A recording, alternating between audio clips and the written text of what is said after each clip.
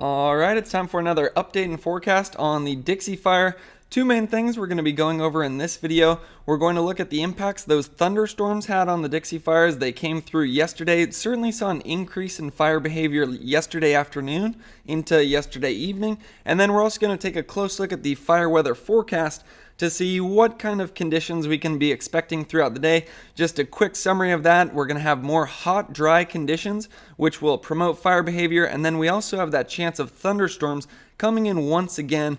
And based on what happened yesterday, we're going to have to follow that very closely this afternoon, because with those thunderstorms comes some gusty, erratic winds, and we did see an increase in fire behavior as those thunderstorms came through yesterday and brought some 35-mile-per-hour wind gusts. Just looking at the satellite imagery right now, though, you can see lots of smoke over Northern California. Main reason for that is we had active fire behavior overnight, which was producing a lot of smoke, but you're starting to see that smoke clear out over the Dixie Fire right now as our winds start to pick up. That could be good and bad news. Good news, once that smoke clears out, is we'll be able to use some aircraft on the fire. The bad news is that won't create as big of a protective layer, so we'll likely have some warmer temperatures and some gustier winds this afternoon. So if we actually want to see where those hot spots were yesterday, like I said, we were watching those thunderstorms come through live yesterday afternoon into yesterday evening, and we even looked at some of the observation stations around the Dixie Fire, and you could see that before those thunderstorms came in, we had winds just around 10 to 15 miles per hour, and then as those thunderstorms came through, we had some gusts up to 35 miles per hour, and that certainly flared up some fire activity, and especially on the northern edge of the Dixie Fire. We saw this large plume coming off of it yesterday. There was a pyrocumulus. We were also watching one of the live cameras where you could see a lot of the flames flaring up because of those gustier winds, and you can see where the hot spots were yesterday. So you can see where the previous fire perimeter was, and then where those hot spots were able to go outside of the previous fire perimeter.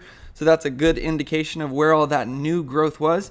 Lots of growth on the northwestern side, and then the big story last night were those hot spots that were moving south and starting to threaten areas like Chester, some structures along the shore of Lake Almanor, and Westwood as well. It's perhaps easier to see it on this map. You can see where those hot spots were, and then if we zoom in there and turn structures on, you can see how close it did come to some of those structures.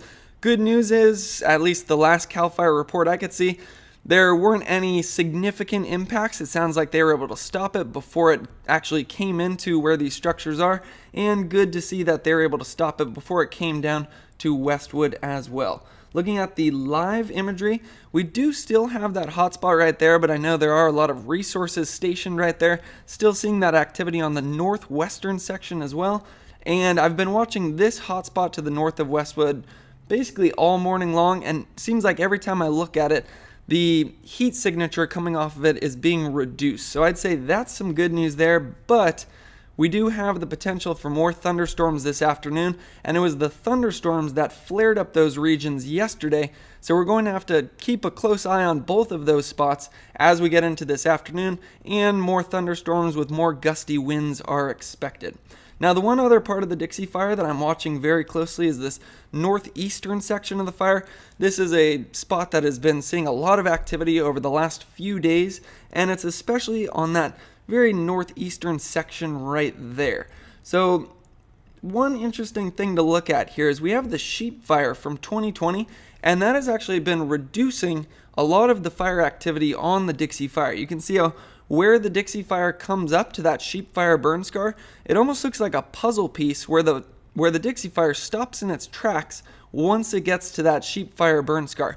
Two main reasons for that. One, a lot of the fuels are reduced in this area, and they're able to reuse some of the previous containment lines. But you can see that since the Dixie Fire is stopping where that sheep fire is, it's pretty much splitting in two and going in two separate directions. Half of it is going up towards the northwest, and the other half is wrapping around the northeast, which could be a key thing to watch moving forward, as we're mostly going to be having southwesterly winds in the afternoon, and that will try to continue to push those hotspots farther towards the northeast, where you can see a large amount of structures. If we actually want to see what those cities are up there, we can Zoom in over here, you can see Susanville, Johnsonville, Janesville, and Buntingville. Now, I'd say there is some good news for Susanville and Johnstonville because they have that protective boundary from the sheep fire burn scar right there, and we've already seen the positive impacts that the sheep fires had on reducing fire behavior, so good to see that they have a lot of the fuels reduced between them and the fire, but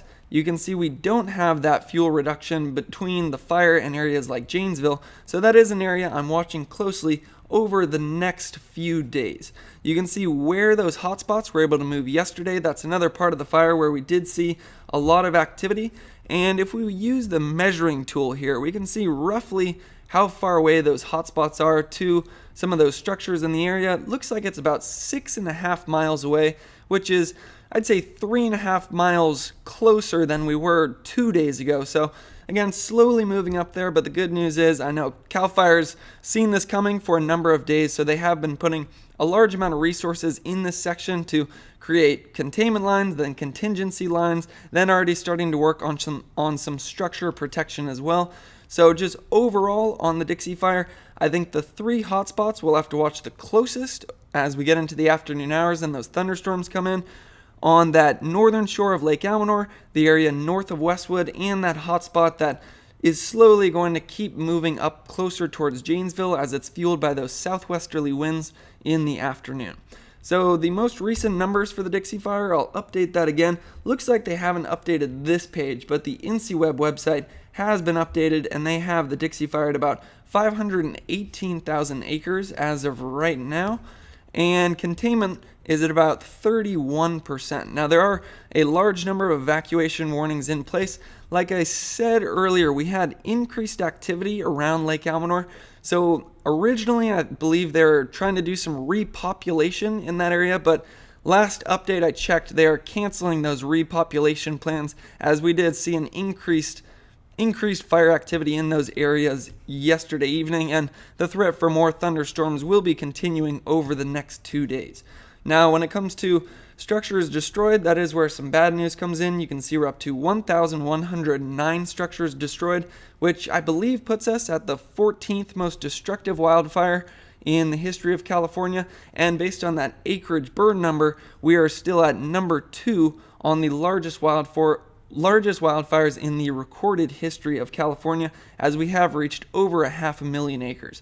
Now, the good news is that we still have a large amount of resources on this fire. We have 20 helicopters, 520 engines, 199 dozers, 173 water tenders, 6,160 personnel, which might possibly be the most personnel I've ever seen on a fire, and 81 crews as well. So while the fire activity has been active over the last few days, and we do have some challenging conditions coming in, we do have a lot of resources to protect both our lives and our property. Now, when it comes to those challenging conditions coming in, there's, I would say, 3 main factors going on. 1, we have warm temperatures. 2, we're going to have very dry air. And then 3, we have that increased instability and the increased chance for thunderstorms. So main reason for the heat and the dry air is this large high pressure system and ridge that you can see building over the west. I believe there's some excessive heat warnings up in Washington, and that is bringing some warm conditions back to California. And with those warm conditions, for the most part, we're getting very dry air on the surface with relative humidity in the low teens to single digits. But then in the upper atmosphere, we're actually funneling in some monsoonal moisture, which is creating the threat for some thunderstorms throughout the next 2 days. And again, this is something that we did see have a big impact on our fire yesterday. And the latest report is saying they believe that the thunderstorms this afternoon are going to be even more widespread, as you see that moisture funneling through Northern California. So if we actually want to see those thunderstorms coming through, looks to be starting around 2 p.m. and then at 5 p.m. we should have more thunderstorms to the north up here, and then they disappear overnight. And then it looks like there's been a change in the forecast. Now we're actually expecting more thunderstorms Saturday afternoon as well. So this could be 3 straight days of thunderstorms. And again, the big reason that's important is because with those thunderstorms, you get some gusty, erratic winds. And we saw the impacts that had on our fire yesterday. We were expecting just some nice moderate winds throughout the day with that high pressure system, winds just around 10 miles per hour, but then when those thunderstorms come through, it picks up the winds to about 33 miles per hour, and we saw how that flared up the regions that were underneath those thunderstorms. So overall, when it comes to your fire weather forecast, you can see temperatures over the next 2 days going to be in the mid 90s, so certainly warmer than we've been in the past. Relative humidity is back into the teens, although some moisture from the upper levels finds its way down into the surface, but overall it's still very dry conditions, and we should have moderate winds overall. But then if you're directly under one of those thunderstorms, that's where you get those gusts up to 35 miles per hour. Now, National Weather Service doesn't have any thunder in their forecast for the day today, but I believe thunderstorms will be coming in. The incident meteorologist from CAL FIRE says he thinks there's going to be more widespread thunderstorms today than yesterday as well. And then you can also see that 10 to 20% chance on Saturday from about 11 a.m. until about 10 p.m. So overall, hot, dry conditions, windy where we have thunderstorms, and the potential for those gusty, erratic winds, and also the potential for some lightning starts as well. So I think this basically sums up what I was saying about the fire weather forecast. For today, there is another chance for thunderstorms in and around the fire. The thunderstorm coverage is likely to be more widespread due to increased moisture. Any thunderstorms that develop will bring the potential for gusty outflow winds and dangerous cloud-to-ground lightning strikes. And then you can also see that relative humidity will drop into the teens. So overall, we do have some challenging conditions when it comes to the Dixie Fire. We're seeing that smoke clear today, which will allow it to be hotter and drier. And then we have that increased instability in the afternoon, which will promote thunderstorm activity. So we're certainly going to have to keep another close eye on the Dixie Fire throughout the day today. Now, like I mentioned, there are a number of evacuation orders still in place. I put the links for all of those in the description. I hope this video was helpful. I wanted to just do a very concise forecast on the Dixie Fire right now, and then I'll be back in about 10 minutes to answer any questions you guys have and just do a more interactive approach where we can slowly go through the data and I can answer any questions that you all might have. So as always, thoughts and prayers go out to everybody who has been affected by these wildfires. Huge thank you to our firefighters, and I'll see you all in about 10 to 15 minutes.